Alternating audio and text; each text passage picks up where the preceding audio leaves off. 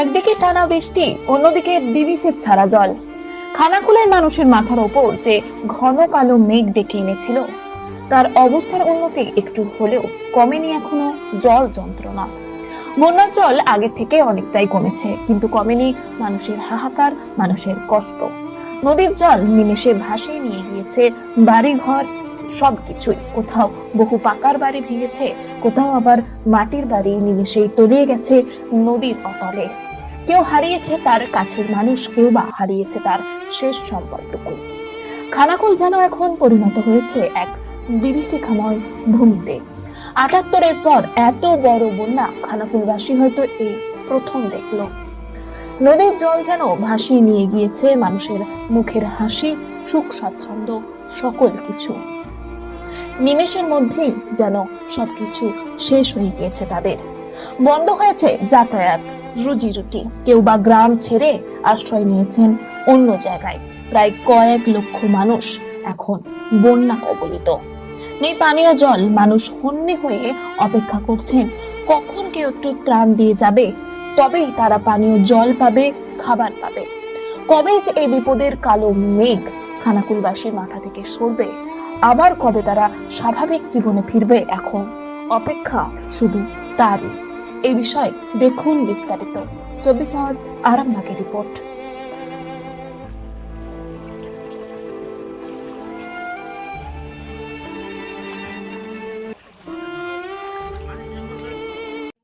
আমরা আমার স্বামী আবার 1 বছরের বাচ্চাকে নিয়ে কাঁধে করে আর দুটো মেয়েকে হাত ধরে ধরে ভেসে ভেসে গেছি। আমরা কীভাবে গেছি বলার বলে, আমার ছোটো বাচ্চাটাকে আমি কীভাবে নিয়ে গেছি আমি নিজেই বুঝতে পারিনি। যে স্কুলে যে এই দাদাটা আমার আশ্রয় দিয়েছে, ঘর পড়ে যাচ্ছে, জল ঢুকে যাচ্ছে, এবার কীভাবে বাসন থালা কিছু খাবার মতন জায়গাও নিয়ে যেতে পারিনি। খুবই অবস্থা খারাপ। 1 বছরের বাচ্চাটা আমি কীভাবে নিয়ে গেছি আপনারাই বলুন। কতটা জল ছিল এখানে? এতখানি জল, আমার দুয়ারেতে এতখানি। এখন জল নামতে বাড়ির অবস্থা কেমন আছে? বাড়ির অবস্থা খুবই খারাপ, ঢুকতে পারছি না। বাচ্চাটাকে নিয়ে যে থাকবো আমি কোথাও, সেরকম পরিস্থিতি আমাদের করে দিতে হবে। আপনাদের যে অবস্থা জানিয়েছেন পঞ্চায়েত প্রধান বা মেম্বার? প্রধান এসেছিল মেম্বার এসেছিল। মেম্বারকে বলেছি, মেম্বার একটা তিরপল দেবে বলেছে। তাব্বুটা খাটাবো কোথায় খাটাবো আমি? চারিদিকে তো জল। স্কুল থেকে কীভাবে শিক্ষকরা তারা তো পড়াশোনা করবে, তাহলে আমরা থাকবো কোথায়? আমাদের একটা আশ্রয় করে দিতে হবে মাথার পত্রে। আমার 1 বছরের বাচ্চা, আমার বাচ্চাটা কী করে নিয়ে থাকবো? আজ দাদাটা সাহায্য করছে বলে দুটো বাচ্চাটা খেতে পারছে না, আমার 1 বছর বাচ্চাটা কিছু খেতে পারছে না, দুধ ছাড়া কিছু খায় না। বাড়ির আসবাবপত্র কোথায়? কিচ্ছু নিয়ে যেতে পারিনি আমরা। আমার শুধু বাচ্চাটাকে, 3টে বাচ্চাকে নিয়ে আমি চলে গেছি আমার স্বামীকে নিয়ে। সব শেষ, আমার কিচ্ছু নেই। আমার স্বামী যে জন খেতে খায় সেটাও না হারলে আমি খেতে পাবো না। আমরা জল ছিল, এখানে অব্দি জল ছিল। ও কোথায় ছিলেন? স্কুলে। এখন কি অবস্থা বাড়ির? এখন বাড়িতে ঢুকাই যাবে না। মালপত্র আসবাবপত্র বার করতে পেরেছিলেন? না না না, আর করতে পারিনি। মাটির বাড়ি? মাটির বাড়ি। কিভাবে রয়েছেন বা থাকবেন কি করে? এখন তো স্কুলে আছে, এখন স্কুল খুললে যেখানে দেখতে হবে, উঁচু জায়গায় থাকতে হবে। এখন বাড়ি থাকার উপযুক্ত না নেই? না না। কোথাও জানিয়েছিলেন প্রধান মেম্বার বা কাউকে জানিয়েছিলেন? না। তাহলে এইভাবে দিন কাটাবেন কীভাবে? দেখি মেম্বার আসলে বলবো কি করে। এটা কোন জায়গা? এটা দায়নান। আপনার নাম? আমার নাম শঙ্কর পাওয়ানিক। ছিল এখানে? এখানটাতে এতখানি জল হয়ে গেছে।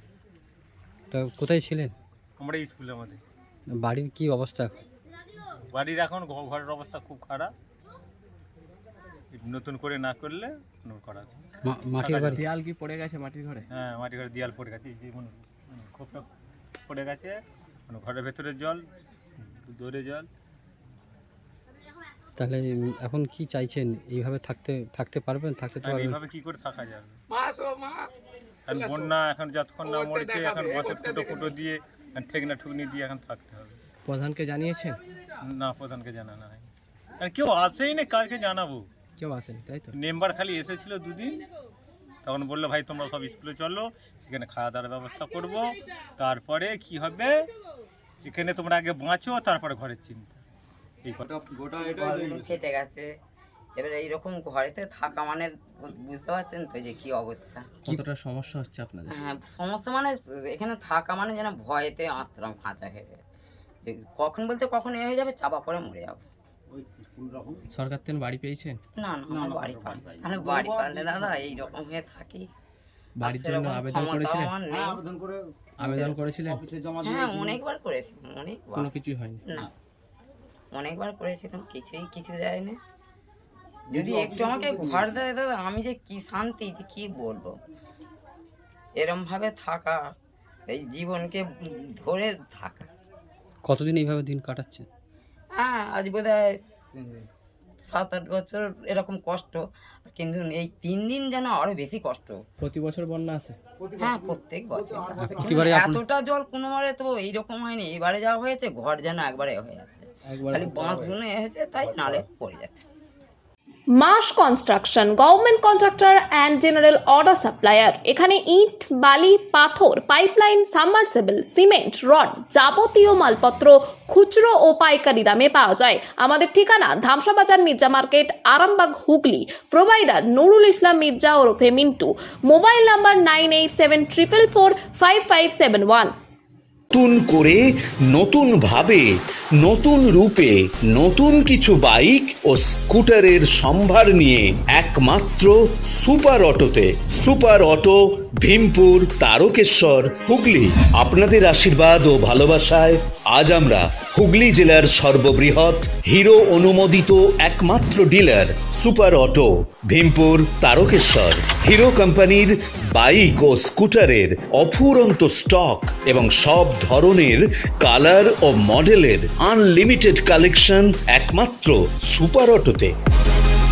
আপনাকে স্বাগত জানায়। হিরো সুপার অটো থেকে বাইক ও স্কুটার কিনলে পাচ্ছে